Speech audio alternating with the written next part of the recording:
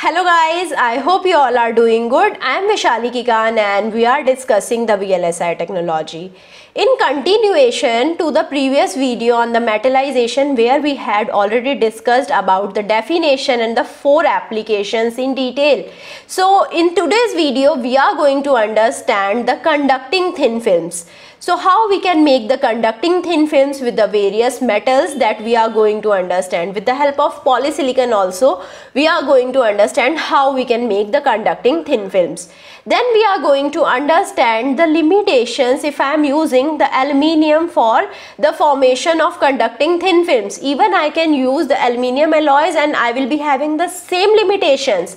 So these two limitations that I am going to discuss in detail are very important concept that can be very important from the perspective of your exams, like the junction spike and the electromigration. Both of them are very important.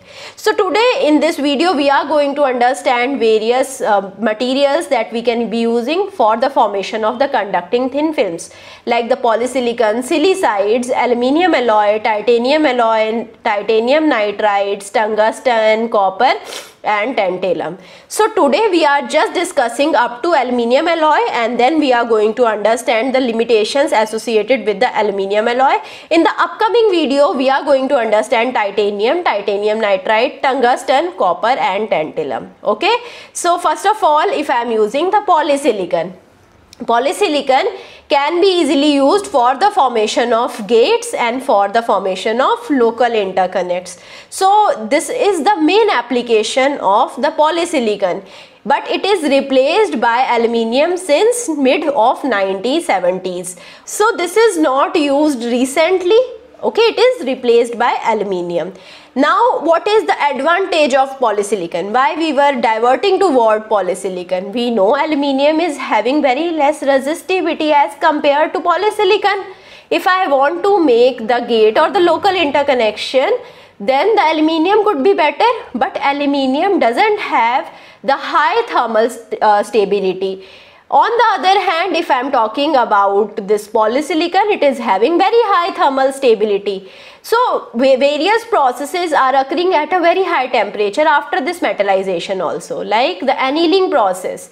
If I am using the annealing process at a higher temperature, and if I have used aluminium as the metal that is used for the metallic interconnect, then this aluminium will be changing its structure on the high heat which is given for the annealing. So for avoiding this possibility, I am using the polysilicon, which can tolerate high temperature and it will not be showing the change in its properties. So it is having high temperature stability. Further, in the upcoming applications, when the IC has manufactured, in the practical applications also, there might be a condition that is arising that there would be a high temperature inside the wafer. So the wafer should not get destroyed at that time. So to avoid this possibility, I am avoiding the aluminium. So it is required to have the post implantation annealing process, and for that I require the higher temperature, and for that polysilicon is having higher temperature stability. Aluminium gate cannot use to form self-aligned source or drain, whereas if I am using the polysilicon, there will be self-aligned source and drain as well. Okay, so we can use the polysilicon which is heavily doped, and how we can make the thin layer or the conducting film of the polysilicon with the help of low pressure chemical vapor deposition inside a furnace. Okay, so now if I am moving towards silicide are having much lower resistivity than the polysilicon. The only problem that the polysilicon were having was a very high resistivity, and if I am using it for the metallic interconnect, then this is not required, and for that I am replacing it with the silicide, like the titanium silicide, tungsten silicide and the cobalt silicide, which are the mostly commonly used silicides. Now after that we have silicides as well. Okay, so silicides are the titanium silicide and the cobalt silicides that we are using. So if I am using the silicides, the argon sputtering removes the native oxide. So first of all I have to remove the silicon dioxide layer for the formation of the metallic layer, then I can use the argon sputtering. If I have the high energy argon ions which are hitting the substrate, so then what can happen? This high energy argon ion can remove the upper layer by breaking the uppermost bond. So this is how I can remove the silicon dioxide layer. I can use it for the titanium or the cobalt deposition, and after that I need to do the annealing process to form the silicide. So after I have used the titanium and cobalt deposition, the titanium and cobalt, on giving the high temperature, they will be reacting with the silicon.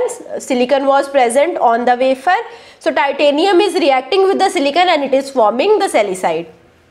Titanium or cobalt don't react with the silicon dioxide, and this is the reason we were removing the silicon dioxide layer in the first step of this process only. Okay, silicide is formed at where silicon contacts with the titanium or cobalt, and this is the reason we are stripping off the silicon dioxide layer before we are doing the silicide formation. So if I have used the wet stripping, so then I will be having unreacted titanium or cobalt.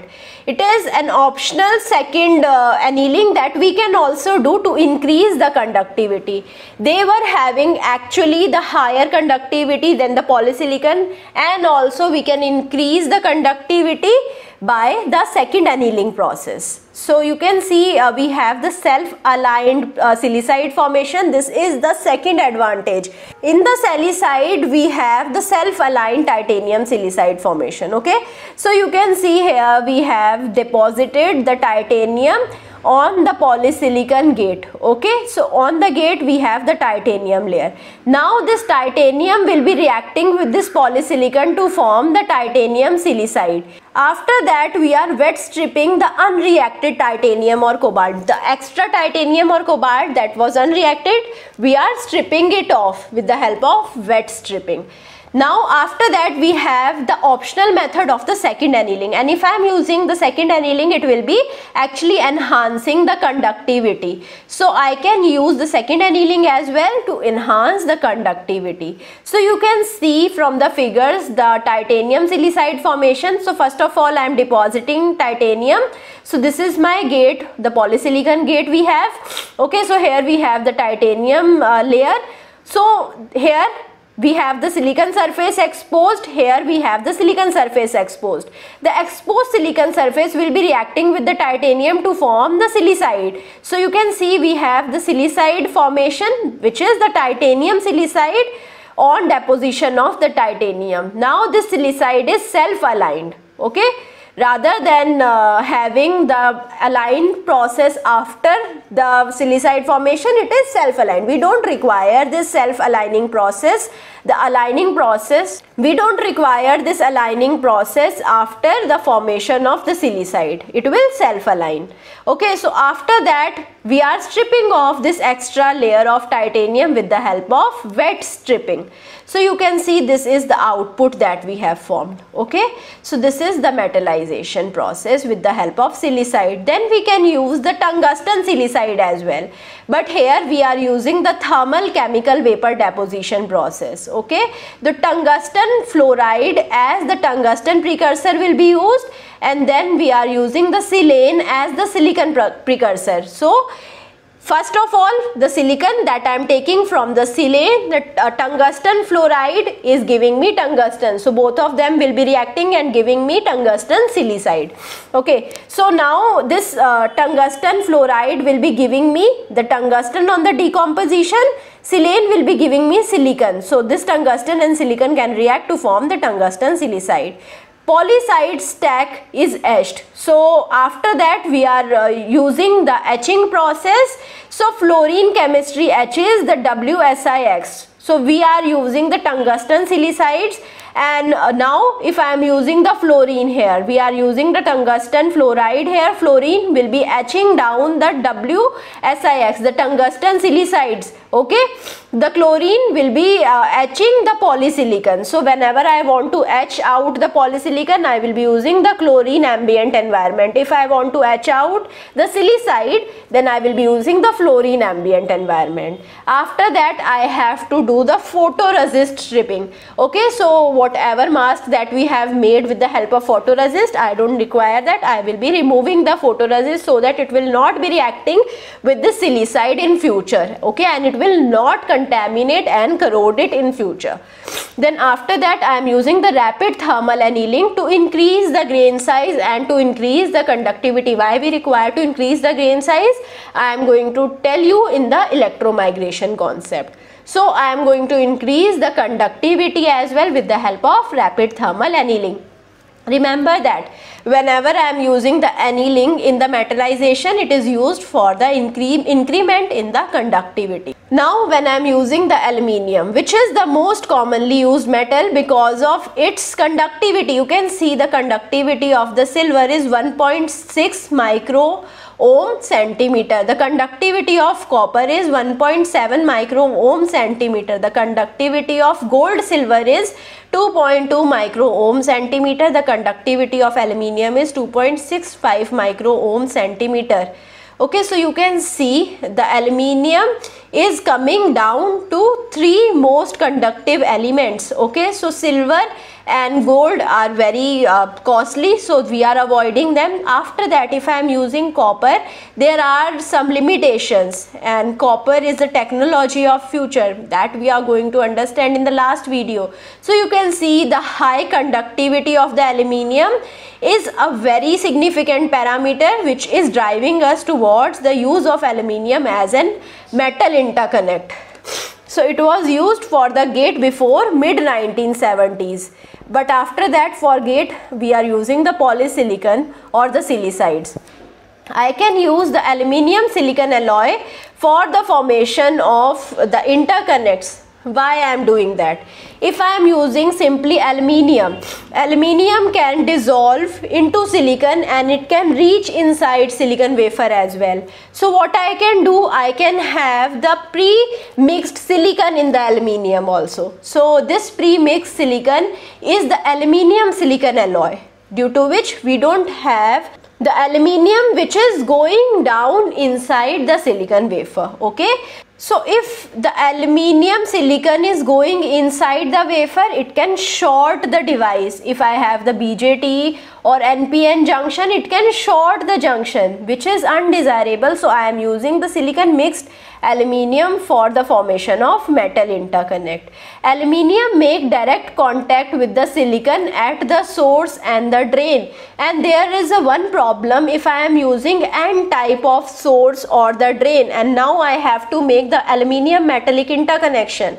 So you can see if I have the N type of source and drain, and if I have aluminium silicon alloy over it for the metallization. So aluminium silicon will be having some amount of silicon which will be getting precipitated out. So this precipitated out silicon will be acting like the silicon wafer with aluminium into it. Okay, so it will be acting like a P type of silicon substrate. So here the source and drain were N type. Over that we have P type of aluminium which we were using as the metallic interconnect.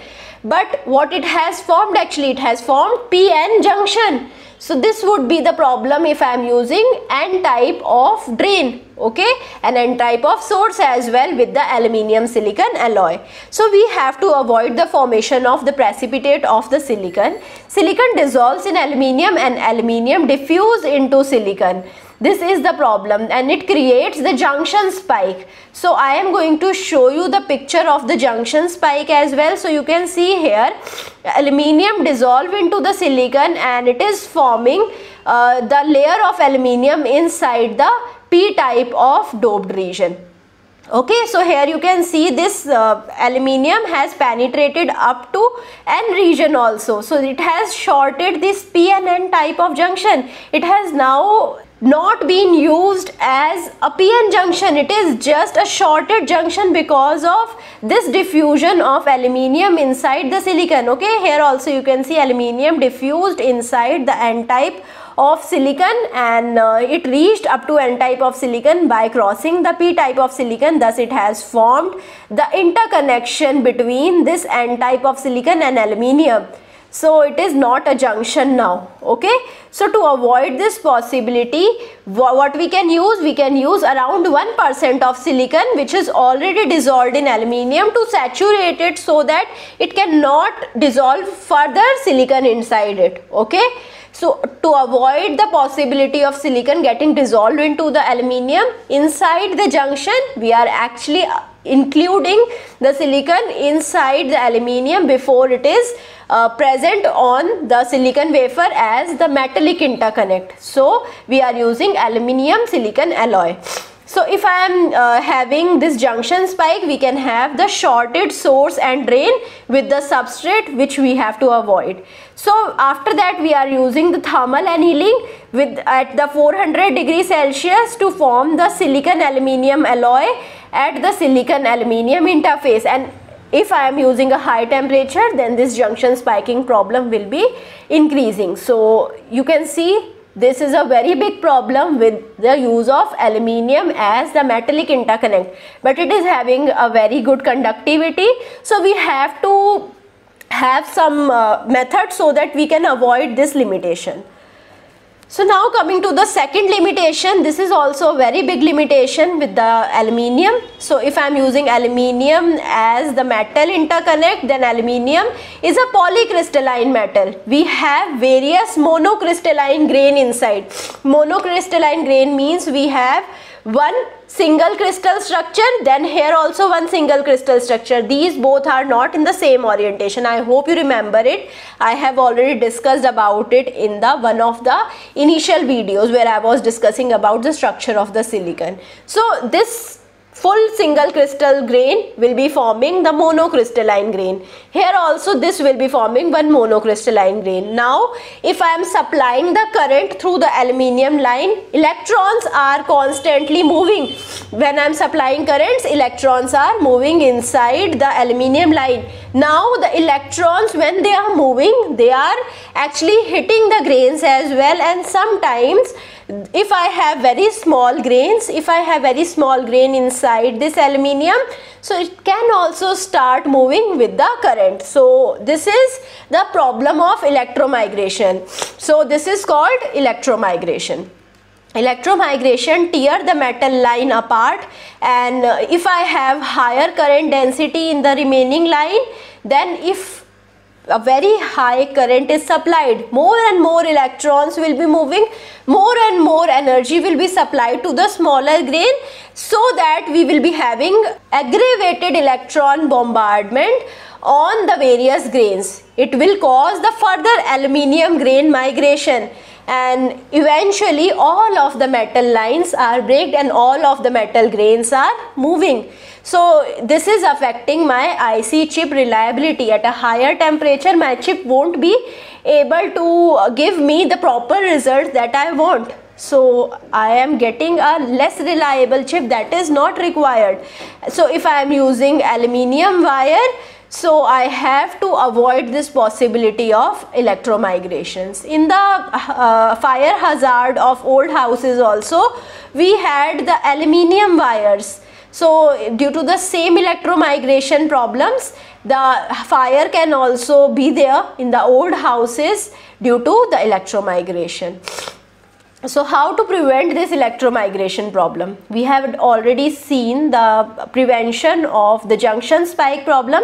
We had seen that we can dissolve the silicon in the aluminium and we can avoid the junction spike problem. In the electromigration prevention, we can use the copper alloy. Okay, so if I have the aluminium which is alloyed with the copper, the electromigration resistance will be improved. Okay, so what I am doing, I am using some small percentage of copper which is alloyed with the aluminium. Now I am using this aluminium for making of the metallic interconnects. Copper will be serving as a glue between the aluminium grains and it will be preventing them from migrating with the electron flow. So this is how I can have the aluminium silicon copper alloy which can be used for the metallic interconnect formation. What is the copper ratio? Aluminium to copper ratio is 0.5%. I am using 0.5% copper in aluminium. Now how I am depositing the aluminium alloy? With the help of two processes, PVD and the CVD. In the PVD, we are using the sputtering and the evaporation process. Okay.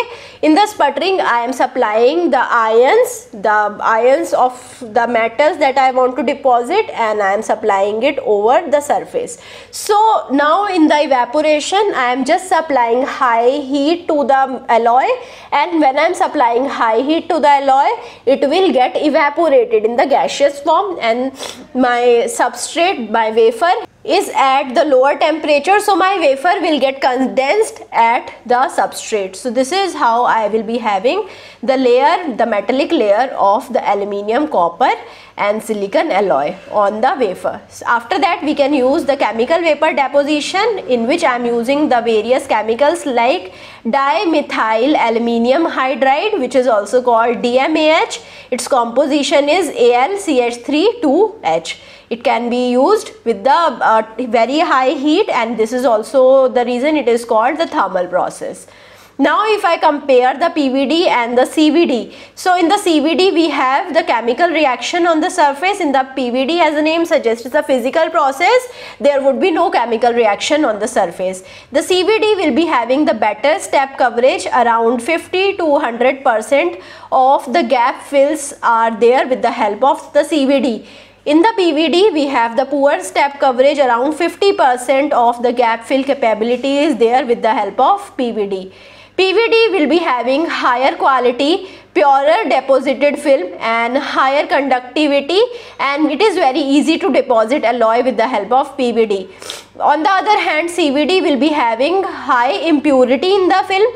So the purity will always be going towards the physical vapor deposition, because there is no chemical reaction involved.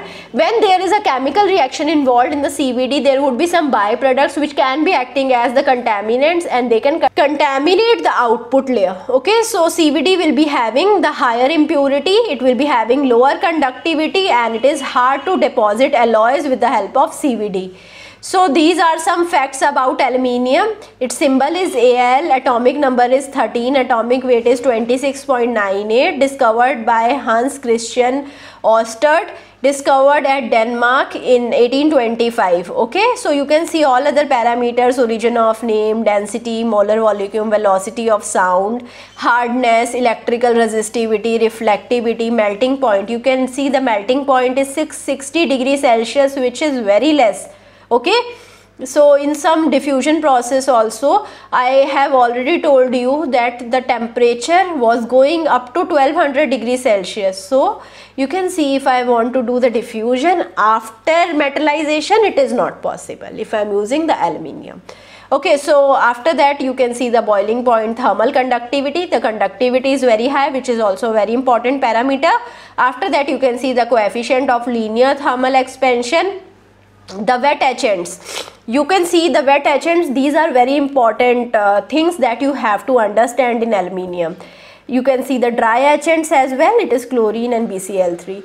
You can see the precursor also, which is CH3 So I hope you understood each and everything that I have discussed in this video.